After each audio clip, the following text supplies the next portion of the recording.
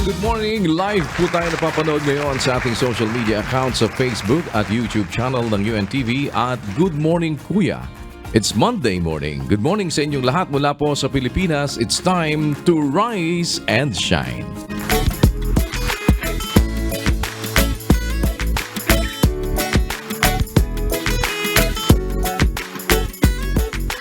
Start your day right, start your week right. At dahil po Monday, sa tulong at awa po ng Panginoon, kasama nyo kami dito po sa ating segment na Rise and Shine sa Good Morning Kuya. Huwag po tayo makalimot, una sa lahat na magtagubilin, manalangin at humingi ng gabay sa atin pong mga paggawa. Araw po ngayon ng Lunes, kaya makakasama naman natin ang ilan po sa ating mga kapatid sa MCGI General Trias Cavite Chapter upang tayo po ay sama-sama naman na sumaklolo sa ating mga kapwa-tao na nangangailangan doon. At makibalita tayo kay Brother Rani Alzuelo. Good morning po sa inyo dyan sa General Trias Cavite. Rise and shine, Brother Rani. Good morning po, Kuya. Rise and shine. Salamat po sa Diyos sa mabuting pagkakataon na makagawa ng mabuti sa ating kapwa. Nandito po tayo ngayon sa Barangay Pinagtipunan Health Center. Kasama po ang ilan sa mga kapatid sa MCGI General Trias Chapter na masayang nakikisa sa mga gawaing mabuti na gaya nito. Kuya, may pagbati ang ating mga kapatid dito sa MCGI General Trias. 1, 2, 3. MCGI Cares, MCGI Shines, Pag-ibig!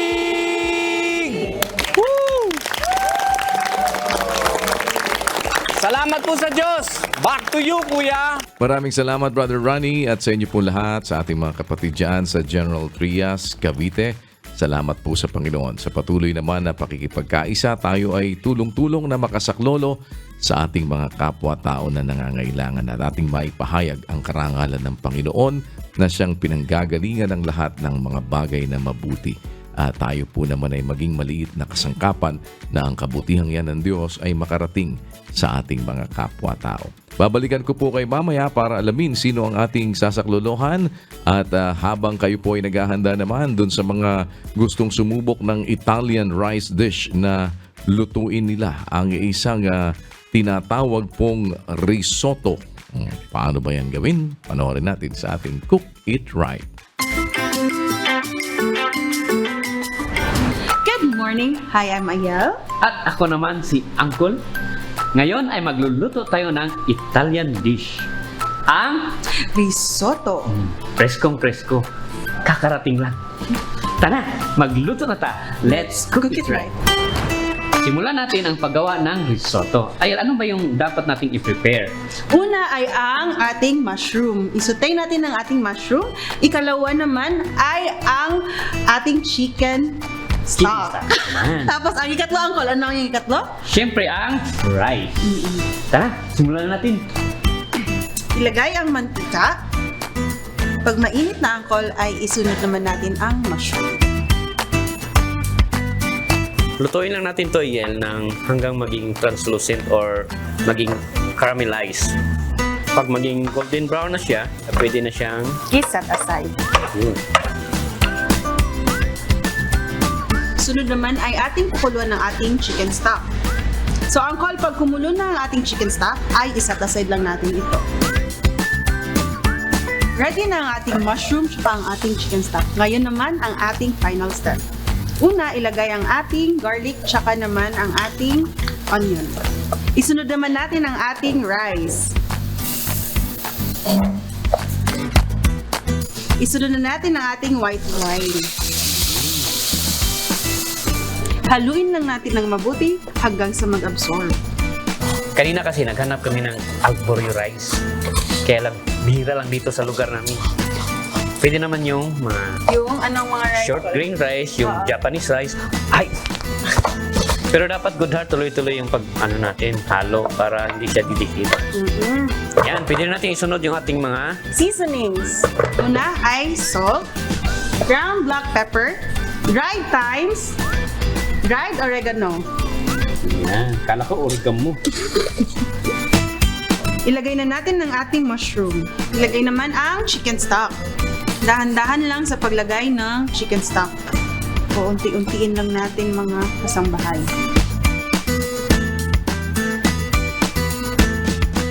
Ayan, luto ng ating rice. Bago muna natin ilagay ang ating butter, i-off muna ang apoy. Isunod naman natin ang ating cheese. Parmesan cheese. Mas maraming butter, mas maganda. Bakit, Uncle? The butter, the better. Oh, the butter, the buttery. Diyan kayo magaling.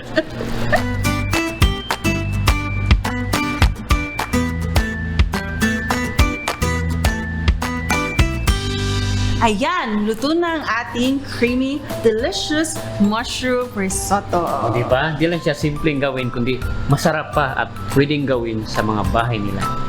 Huwag kalimutan, bago kumain, manalangin. Sarap talaga.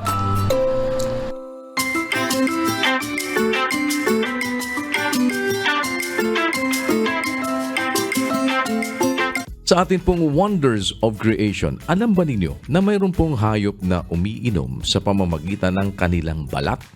Panoorin natin ang mga kakaibang paraan kung paanong uminom ang mga hayop dito po sa ating Wonders of Creation.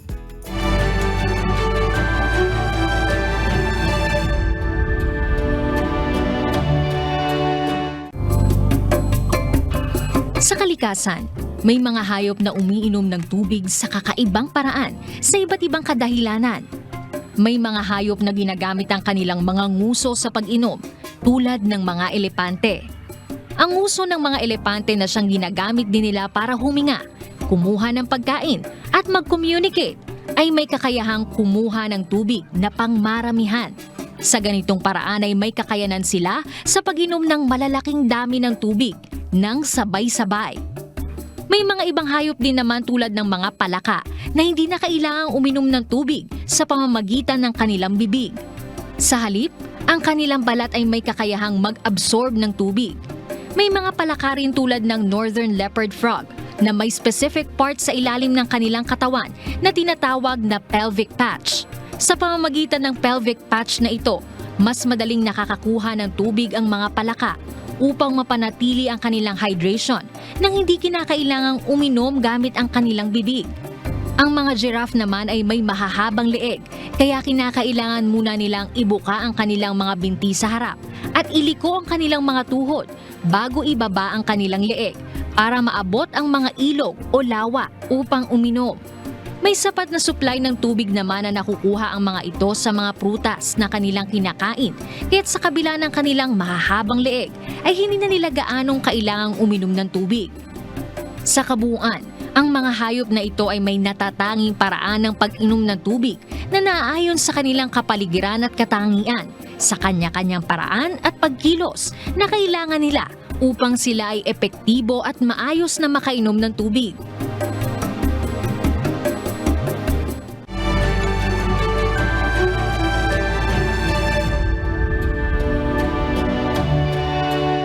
Nalalagas ba ang inyong mga buhok? Baka naman meron pong ibang issue at isa po dyan ay yung alopecia. Ano ba ang klase ng sakit na ito na kung tawagin ay alopecia at paano itong maiiwasan? Panoorin po natin sa ating Now You Know.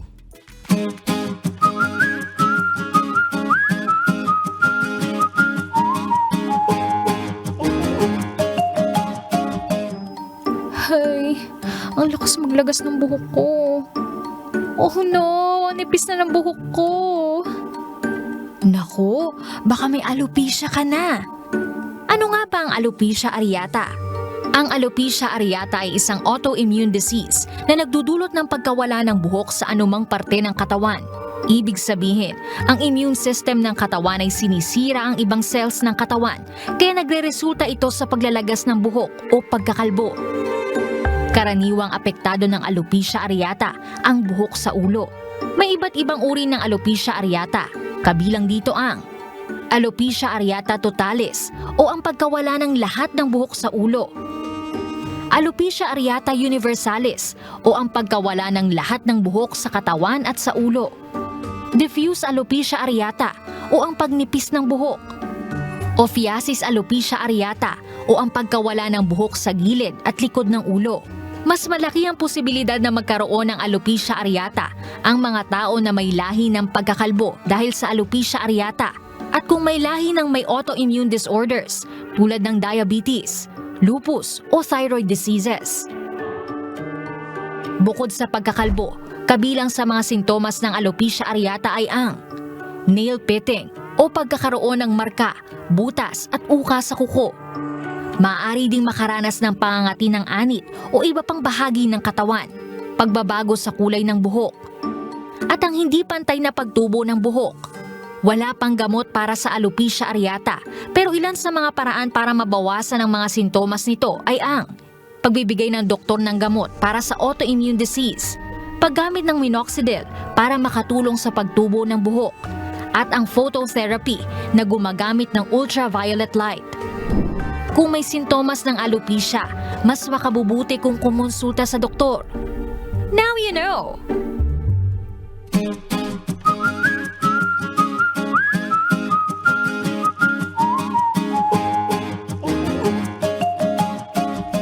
Ano kaya ang mabuting gawin kung ikaw ay masasangkot sa isang komprontasyon?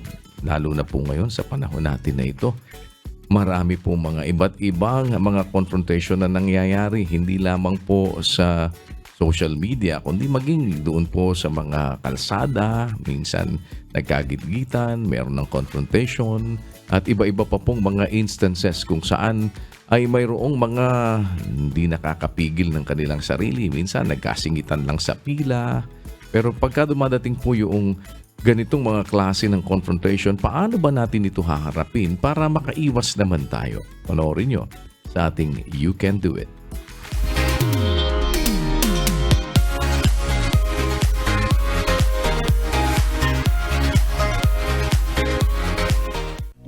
Confrontation. Isang sitwasyon kung saan ang mga tao ay may nagkakasalungat na mga ideya o opinyon. Kaya lang, kung minsan, nauuwi sa matinding pag-aaway. Sa bahay man o sa trabaho, kahit saan ay pwedeng maka-encounter ng komprontasyon. At kapag nangyari ito sa'yo, paano ba dapat ito harapin? Narito ang ilang tips on how to deal with confrontation. Prepare. Examine your emotions first bago humarap sa iyong kakausapin. Isipin kung ano ang gusto mong ma-achieve sa inyong usapan. Hindi naman kailangang maging nakakatakot ang komprontasyon. Maigi nga ang magkaroon ng positive view kapag nakikipag-usap. Check your emotions. I-overcome ang lahat ng isipin at hindi magandang damdamin sa taong iyong kokomprontahin.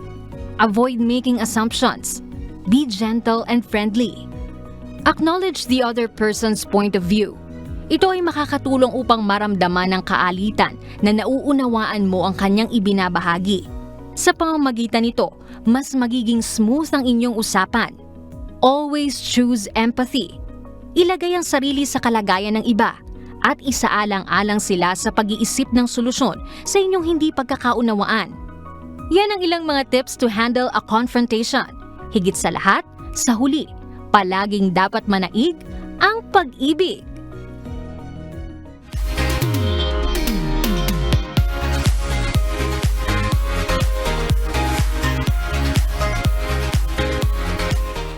Atin na pong balikan ang ating mga kapatid naman sa dako ng General Trias, Cavite. Alamin natin sino po ang ating sasaklolohan kasama ng members ng Church of God International o MCGI.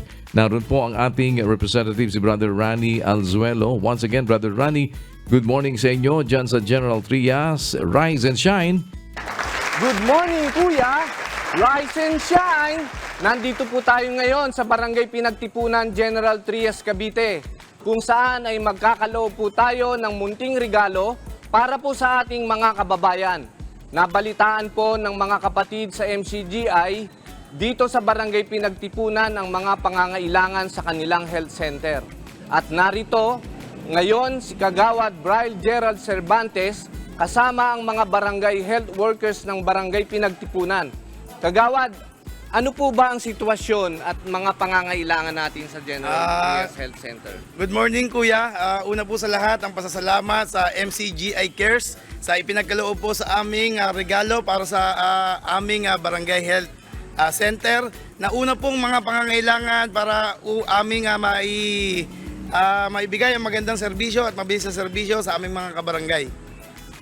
Kaya naman po kuya, nagkaisa po ang mga kapatid sa MCGI General Trias Chapter na ipagkaloob ang kanilang mga kahilingan. Mayroon po tayong fetal Doppler at saka blood pressure monitoring device. Meron din pong weighing scale at glucometer. Kasama po ang lamesa na maaari po nilang maipagserbisyo sa kanilang mga mamamayan dito po sa pinagtipunan. Ayan po, at bago po kami magpaalam kuya, mayroon pong pagbati ang mga kapatid po natin mula sa MCGI General Trias Chapter. 1, 2, 3.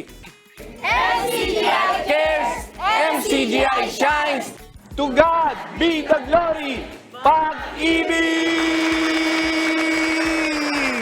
Maraming salamat po sa Diyos. Back to you, kuya.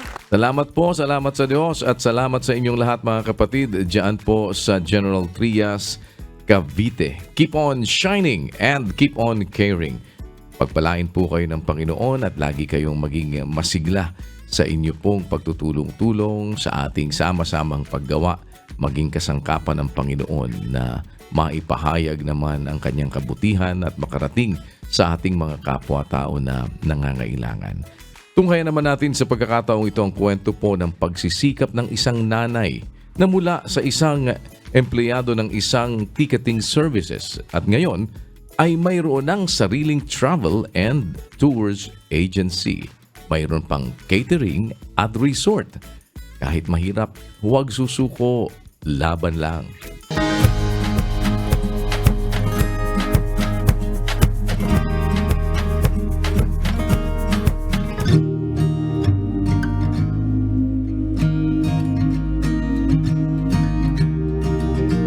Ako po si Donna May Cruz Lusing, 40 years old, nakatira sa Puerto Princesa City, Palawan. Kapag tapos po ako ng information technology, 10 years ako naging work sa iba-ibang establishment ng private sectors. Ang huling naging work ko pala is ticketing services. So that time is parang nagkaroon ako ng isipin parang short na sa isang empleyado na hindi na sapat yung kinikita. After nun, sumali ako sa mga networking, kumita kahit papano. Pero yung kinita ko rin, nawala rin basta-basta kasi na-scam po kami. And then, doon, medyo na-struggle yung buhay ko. Bakit ganito? Para pinagsisisihan ko, nanalangin kami kay Lord. Kumbaga parang naglakas na lang kami ng loob ng asawa ko. Kahit walang puhunan, panalangin ng sandigan. Nagkaroon kami ng opportunity na magkaroon ng ticketing, no?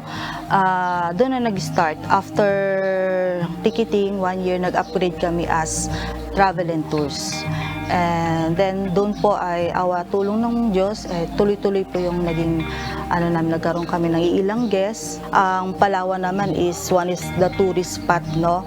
So kaya ginrab na rin namin yung opportunity na magkaroon ng travel and tours. So nagkaroon kami na idea, iba-ibang nakikilala namin mga tao, yun, nagkaroon ng mga refer, yung aming agency, especially sa mga kakilala natin. Then yun, awa at tulong ng Diyos. Doon namin naramdaman yung gabay ng Diyos sa amin na talagang pinagkaloob talaga sa amin yung business na ito. Ito yung pinakamasakit na nangyari sa amin is yung part ng pandemic. Yung as in nawala talaga yung lahat. Ticketing, nawala ang tours, walang turismo, di ba? Wala kami mga guests.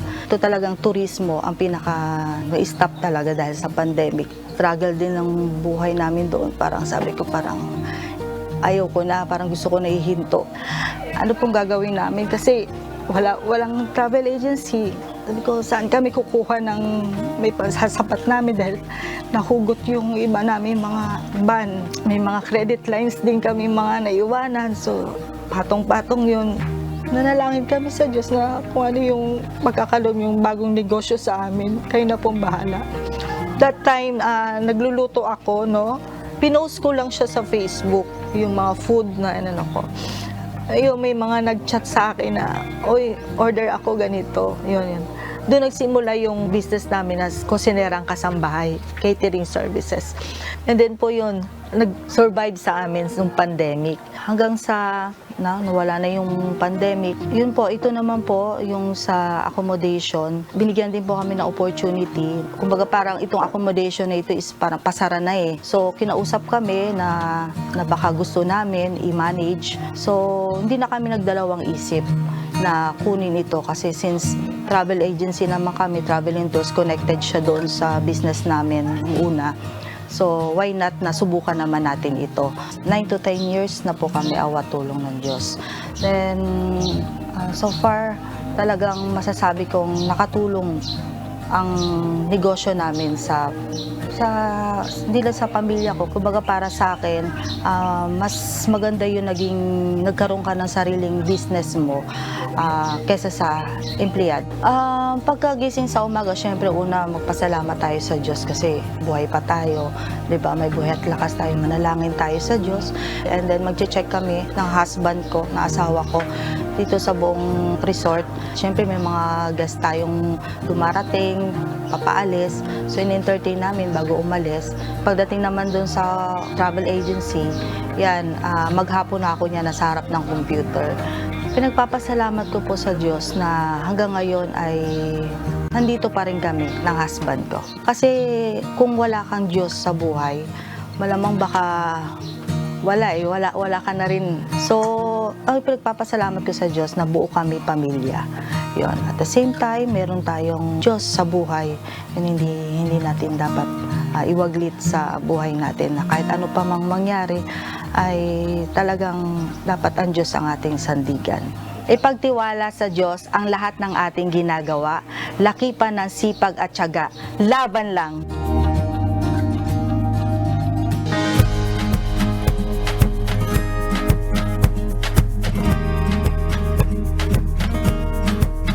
Sa ating pong viewpoint, muli isang issue naman ang ating itinanong sa ating mga kababayan.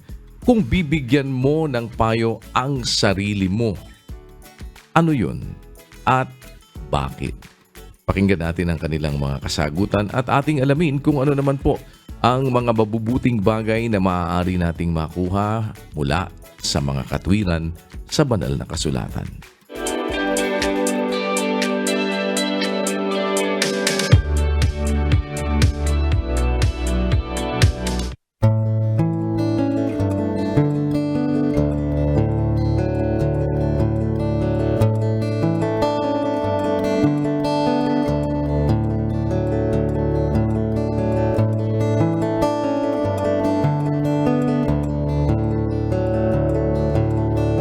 If I would give myself an advice, that would be, tingin ko yung pagiging fighter ko. Because sometimes being a fighter, it's always a journey. And my life is just like a roller coaster because sometimes you're up and sometimes you're down. So that's what's most important is for you to be able to cope up in life. Siguro nandun yung part na kailangan natin tanggapin na minsan talagang natatalo, minsan nananalo tayo. Pero the fact na nakikita natin na nabubuhay tayo ng maayos, there's always been a light in our darkness. So, yun nga, maraming life lessons pero ang pinakamaganda dun is you're still alive for what you are and who you are wanting to be, diba? Sabi nga nila, you cannot allow everyone to step down on you. You should have to learn from yourself, and that's what's most important. It's for you to order to live in a full of life. Just cherish and let God put in your heart. Kung bibigyan po ninyo ng payo yung sarili nyo, ano po yun, tsaka bakit? Siyempre, parang yan. Sumikat para maghanap buhay ng maayos. At saka, Kailangan kumita ka ng kumita sa hirap ng buhay ngayon. Kasi, lalo na ngayon, pandirap. As tumapang pandemic. Kaya kailangan kumita ng kumita sa hirap ng buhay. Pag di ka nagtyaga, walang nilaga. Ilan mapapayo ko. Kung bibigyan mo po ng payo yung sarili po ninyo, ano po yung payo na yon at bakit po? Ang may papayo ko sa sarili ko ay yung pagbutihin pa at patuloy na tumulong sa magulang. Ayan. Bakit po ayun yung naisip nyo or na maipapayo po ninyo sa sarili po ninyo? Ang pagtulong kasi sa magulang kasi ang may kanya-kanya tayo ng pinagdadaanan.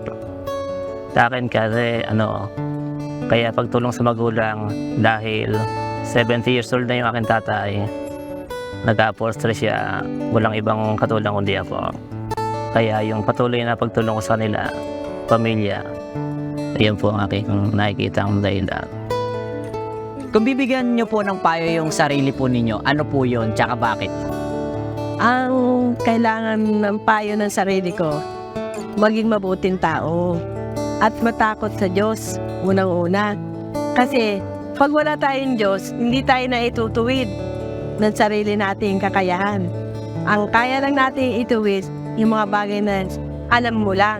Pero pagka mag-guide sa atin ay Diyos, yun ang pinaka-the best. Ang payo ko sa mga ibang tao, maging masunurin tayo sa Panginoon. At saka kung bakit, kasi naranasan ko na yung bagay na hindi dapat na maranasan ng isang tulad ko na edad. Kaya ayoko nang mabalik yun. Buhat nung ako, umapit sa Panginoon, nalaman ko na sa sarili ko ano yung mali at tama. Kaya hindi na dapat binabalikan ng isang tulad kong ganitong edad.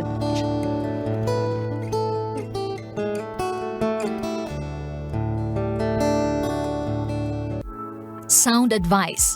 Ito ay ang payo na makatuwiran at nagbibigay ng gabay para makagawa ng tamang desisyon.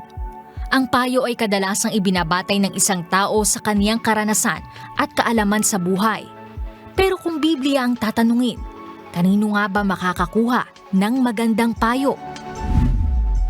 Ang pinakamahalaga yung maipapayo ng Diyos sa ating lahat, na ang anyaya ng Diyos sa ating lahat, nasa Mateo 11:28 hanggang 30. Pakibasa, Sister Luz.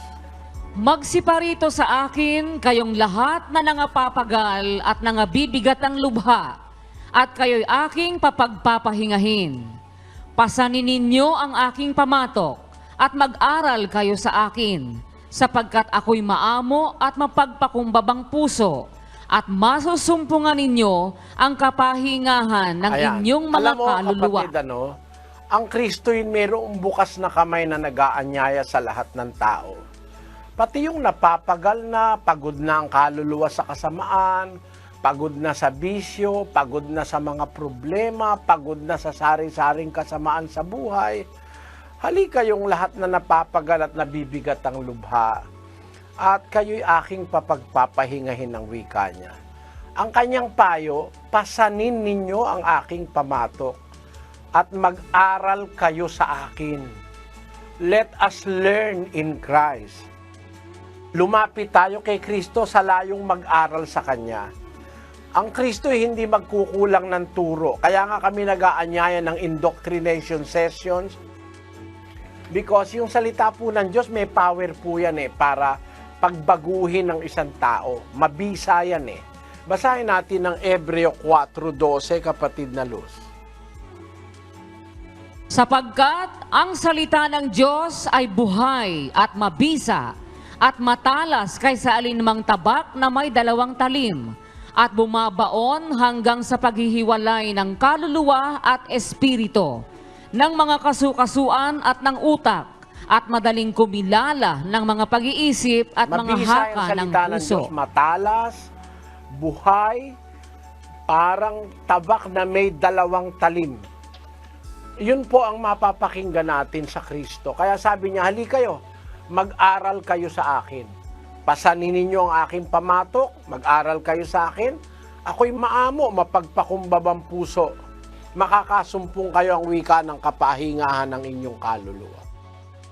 Yun ang masasabi ko, kapatid, sa lahat ng tao. Inanyayahan tayo ni Kristo na mag-aral sa Kanya. Mahabang buhay tayo sapagkat meron tayong allotted time. Huwag nating sayangin. Baka dumating yung panahon ay wala na tayong panahon, saka natin maiisiping mag-aral at magsaliksik, baka huli na tayo.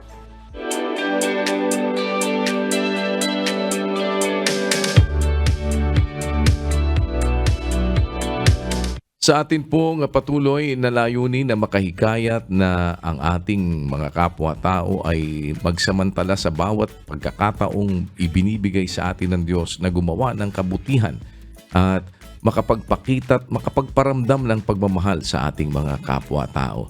Ito ay isang bagay na sinasabi din po ng banal na kasulatan sa 3:27 ng Kawikaan na huwag nating ipagkakait ang mabuti sa kinauukulan pagka nasa kapangyarihan ng iyong kamay na ito ay gawin.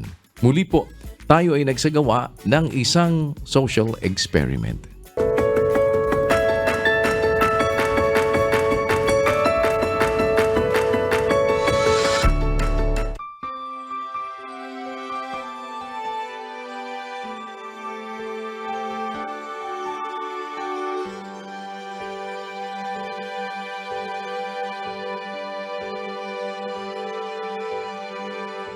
Pwede po bang nakihinga ng ulam kahit konti lang?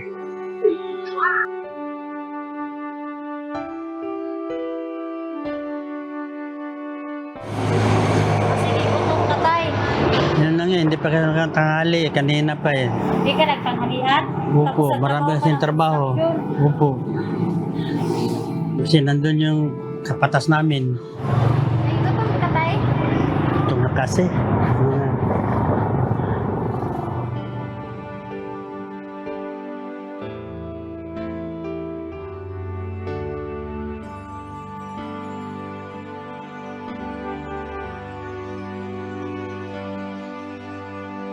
Silga po. Pwede rin. Maraming salamat sa Diyos.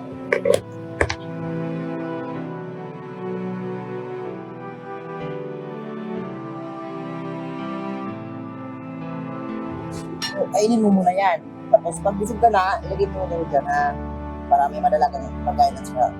Maraming salamat sa Diyos. Ano? Tubig o inumin? Pwede po. Ano? Pwede po. Tubig. Tubig o. Soft drinks. Gusto mo? Ano na lang, ito ang tubig na lang po. Nakapay ba? Ano na yan? Hindi, isa lang. Isa lang.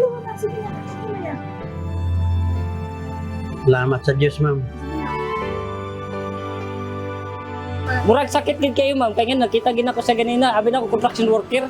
Tay naloy po ta lami, tawo hilak po na ganina, pero gyapbugan lang ako. Sakit sa akong kalooban po, pero kapit lang ang kapalit lang, sakit bisang sakit ang kalooban ako nagwan noon kay murag ang ay nana akong gilikan na ba, nana siguro no, di tabangan sa laing tao. Pagduol gid niya sa ako, kanang gaan kaya akong kuan ba feeling.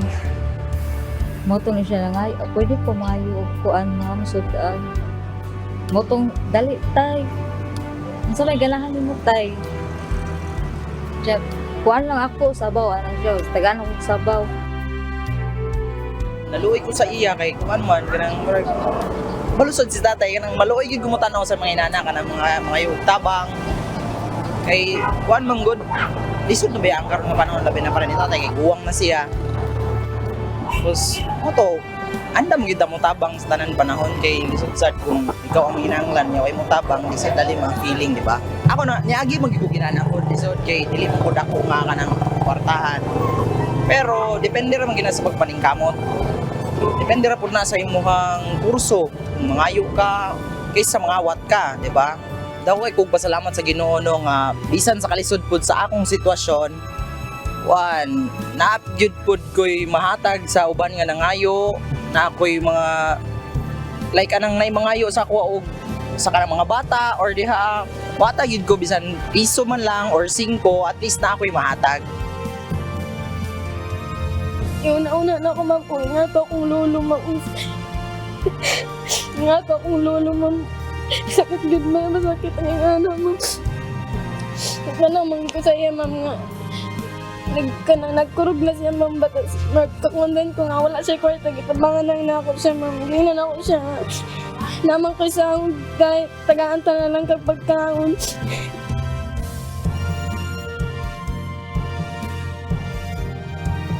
Kuan, nga naman gitang gitulo sa akong papa sa mo, ma'am. Yung mga tagid bisan gamay rag kuan magatagid ni. Sa iyong kamay, Panginoon,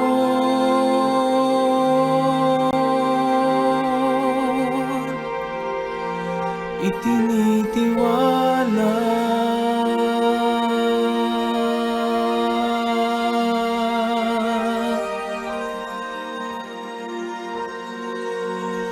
Salamat, Ama.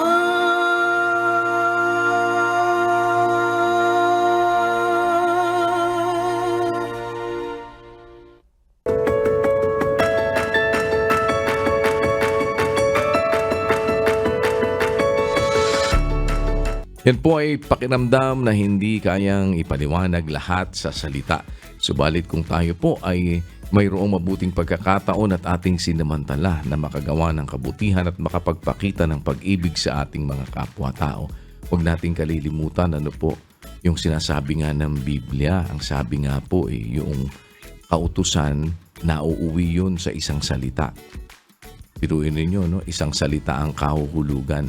At yon ang sinasabi sa 5 at 14 po ng Galacia. Sa makatwid ay dito, iibigin mo ang inyong kapwa na gaya ng inyong sarili. Ang buong kautusan ay natutupad sa isang salita. Yan po ang ating huwag kalilimutan. Kaya ang bawat pagkakataong ating pong sinasamantala na makapagpakita ng pag-ibig sa ating mga kapwa-tao, makagawa ng kabutihan, sa pagkakataong meron naman tayong kakayahan na ito po ay magawa, ay isang paraan ito na ipinakikita sa atin ng Diyos para higit nating maramdaman sa ating mga puso ang mga bagay na kuminsan ay hindi natin basta't kayang ipaliwanag sa salita. Damdamin na magpapakilala sa atin na ang paggawa po ng mabuti ay isang bagay na dapat na lagi nating isapuso. At huwag nating kalimutan na nasa 6 naman po ng Efeso. Sa 8 po ang sinasabi, yamang na pag-aalaman na anumang mabuting bagay na gawin ng bawat isa, gayon din ang muling tatanggapin niya sa Panginoon, maging alipin o laya. Salamat po sa inyong naging pagantabay sa atin sa araw na ito at mananatili po na sa Diyos ang lahat ng karangalan at kapurihan magpakailanman. Hindi pa po tapos ang Good Morning Kuya. Tayo po ay nag-aanyaya sa inyo. Tuwing Lunes po tayo nakakasama nyo dito po sa ating segment na Rise and Shine. At ito po ay atin po namang sinisikap na sa tulong at awa ng Diyos kung meron tayong buhay at mabuting pagkakataon ay makasama naman kayo dito po sa ating segment na ito. At tuloy-tuloy pa rin ang ginagawa pong mass indoctrination ng members ng Church of God International. Mamayang gabi, magpapatuloy po ito. Nasa day 6 na tayo at ito po ay alas 7 ng gabi, Philippine Standard Time. Kasabay po nito, pinag-aanyaya namin sa inyo ang ating po namang mga public services. Ang public service program po natin ay meron po tayong serbisyong bayanihan mula Lunes hanggang Biyernes. Alas 4 po ito ng hapon. At meron tayong medical mission. Regular po itong ginagawa natin sa MCGI Charity Center sa number 141 E. Rodriguez Avenue, Marikina City.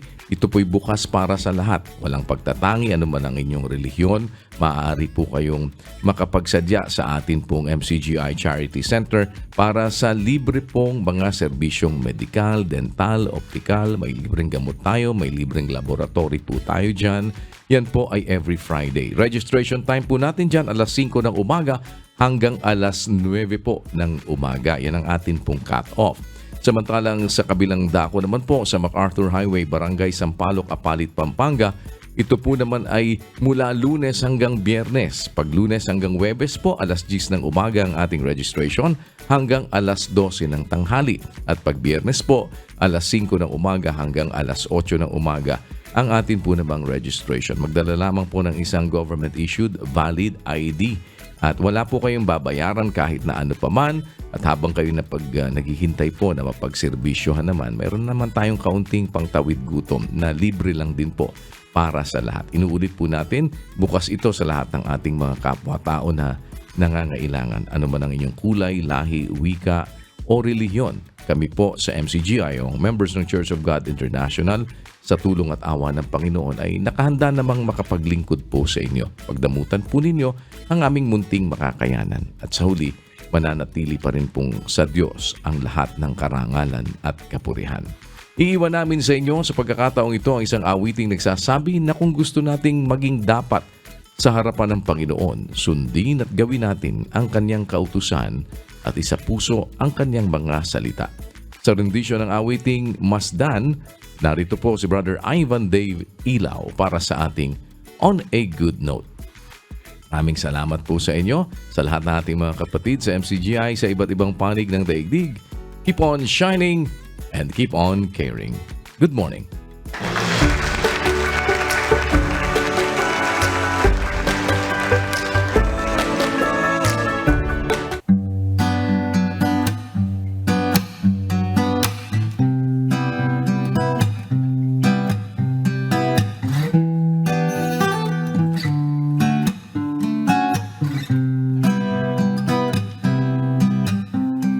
Ikaw ba'y nagdaramdam? Puso'y nasasaktan. May bigat bang kasampasan at tigim ng kalungkutan? Walang mapaghingahan, walang masandalan. Hanap ba'y kasagutan sa mga katanungan? Si Jesus ay umastan, si Jesus ang pagsaligan, siyang ating kaligtasan sa buhay na walang hanggan.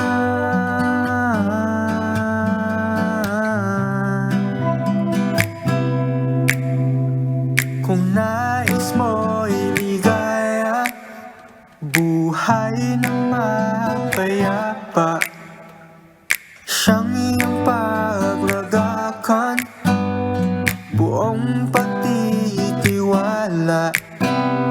Humingi ka at pagbibigyan, kumatok at pagbubuksan.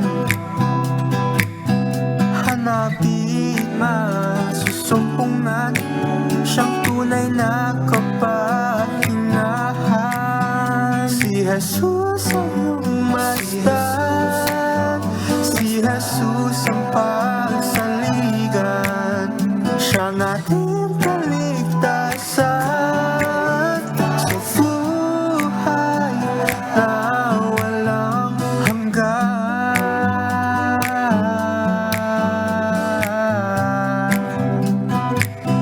Walang hanggan.